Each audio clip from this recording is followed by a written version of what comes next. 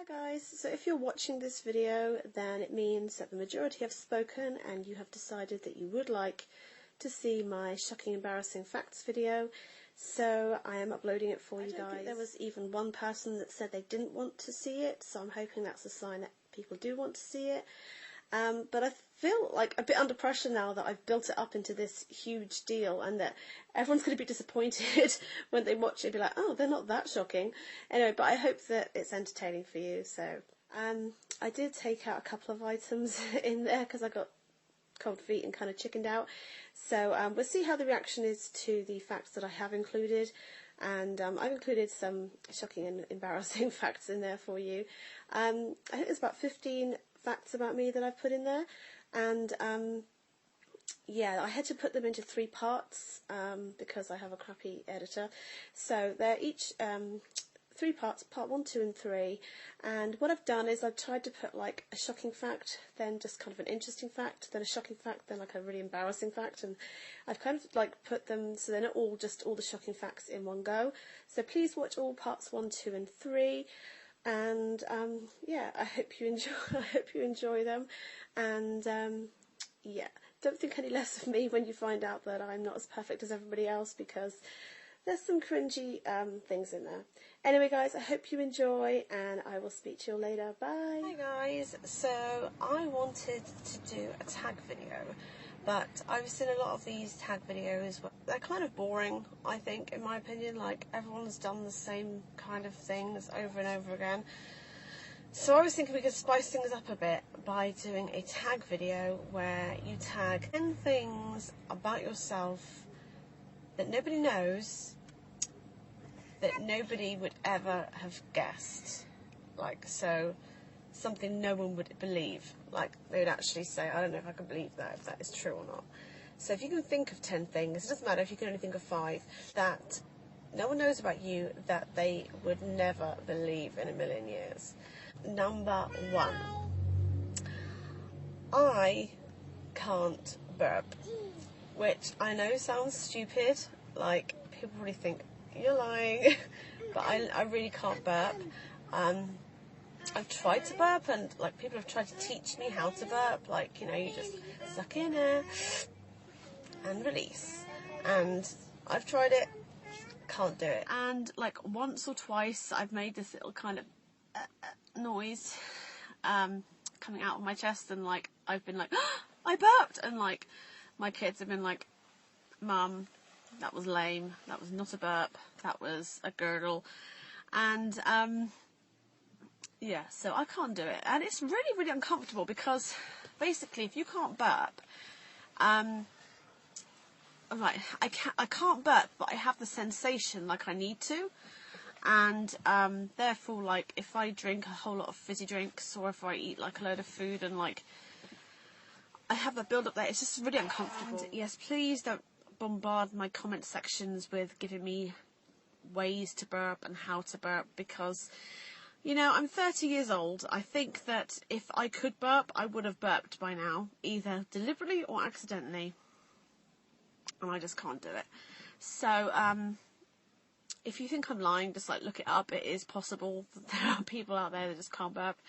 And for all you people that are thinking of little jokes in your head about passing gas the other end, that ends fine, but I just can't burp. Anyway, so that's the first interesting fact about me that you guys don't know.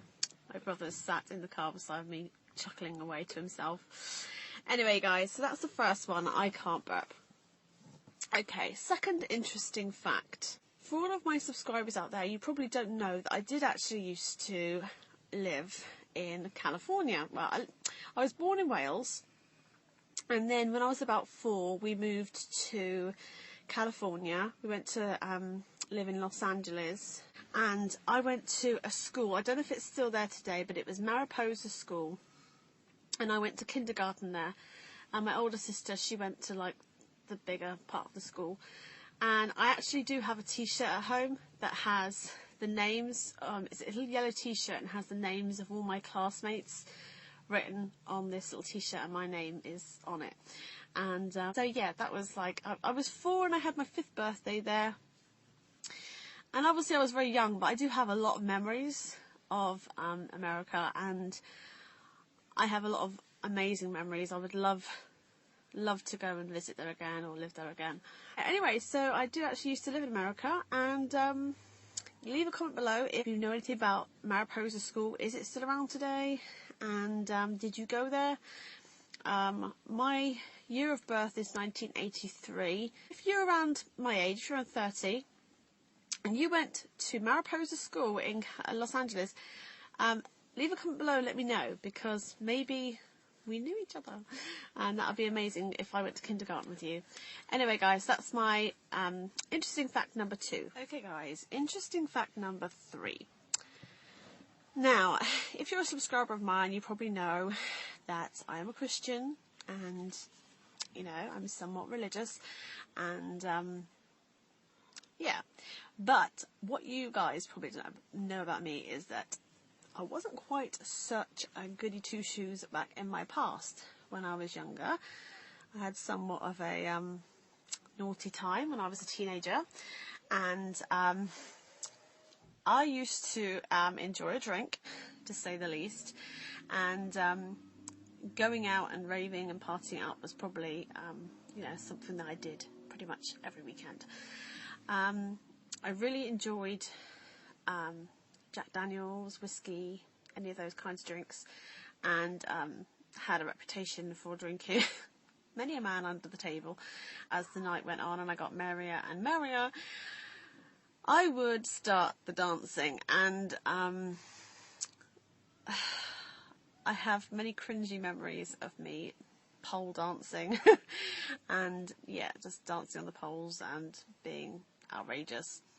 But what's actually my interesting fact is not that, is that my husband and I actually met in a nightclub, which leads me on to the next part of my interesting fact, is that my husband actually had been going to this nightclub that I used to attend like pretty much every weekend, because in England and in the area we live, nightclubs are really crappy and there just aren't very many good ones around.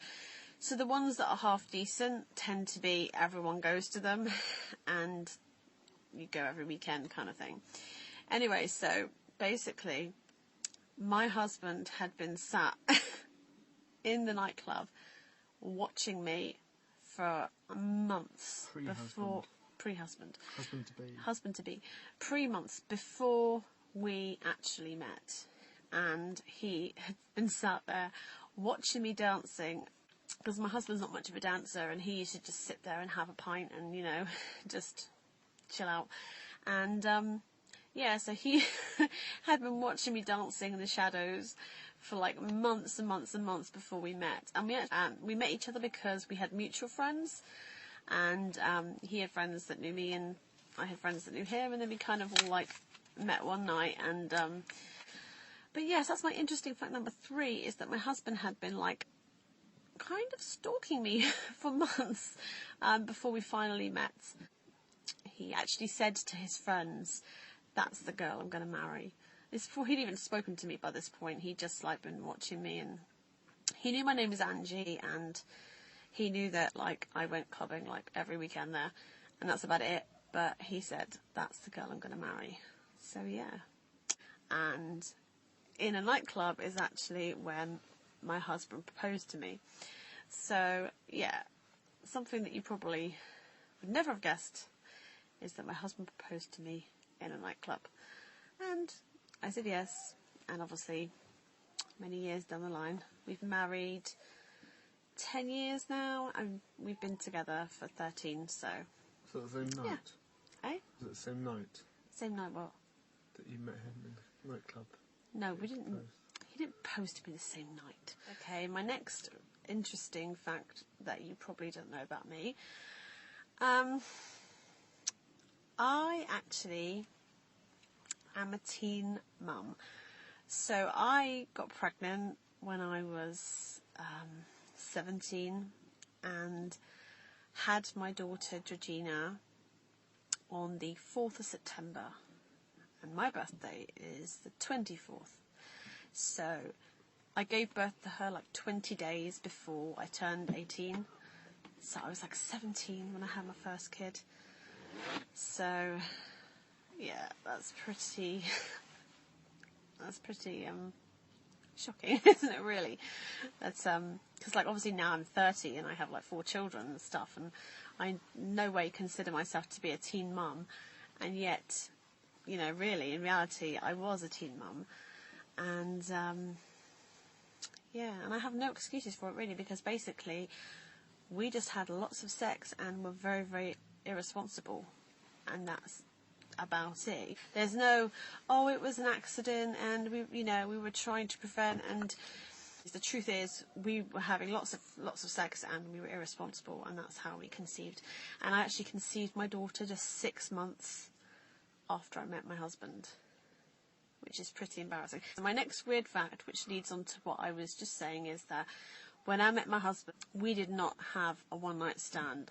Even though I was a bit of a party girl, I still had some morals, and I had decided that I was not going to lose my virginity or be intimate with any man unless I was going to marry him.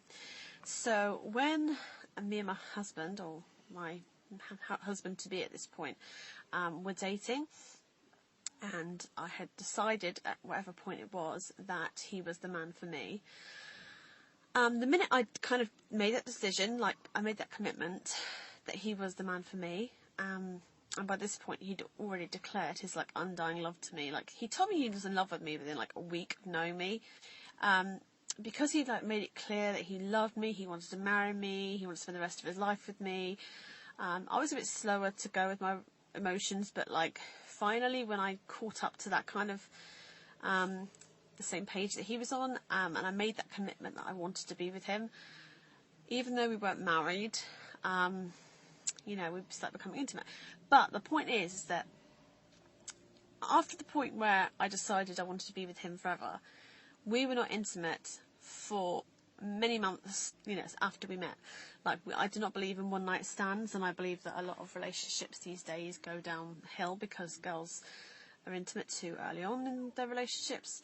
And if only they would just keep themselves chaste, they're more likely to, find a man that wants to actually date them properly. Anyway, so basically, I kept my man waiting around for many, many, many, many months. And that actually makes this story all the more shocking, because I conceived my daughter 6 months after I met him. Well, we weren't intimate until like 5 months after I met him. So basically, I conceived my daughter like within 1 month of us being intimate, but 6 months of actually dating. So yeah, pretty shocking thing, really. So my other interesting fact is that I had 2 children prior to being married. So after I had my first child when I was 17, I wanted to get married straight away, but I wanted to not be pregnant when I was married. So I decided to wait until after I was pregnant before we got married. And consequently, the marriage came, a lot further down the line. Now, what's interesting about this is that I actually conceived my second child within 2 months of giving birth to my first. So I gave birth to my first in September, and the very beginning of December is when I conceived my son. So basically, my 2 eldest are what is considered to be Irish twins, which means that they are children that have been born within 1 year of each other. And I think Gina and Jordan were born because Jordan was 3 weeks early. So basically he came when she was about 11 months old, 11 months and a couple of weeks or something, or a week or something. So yeah, they are Irish twins. And if you look it up, it's just a term that's used for children that have been born within 1 year of each other.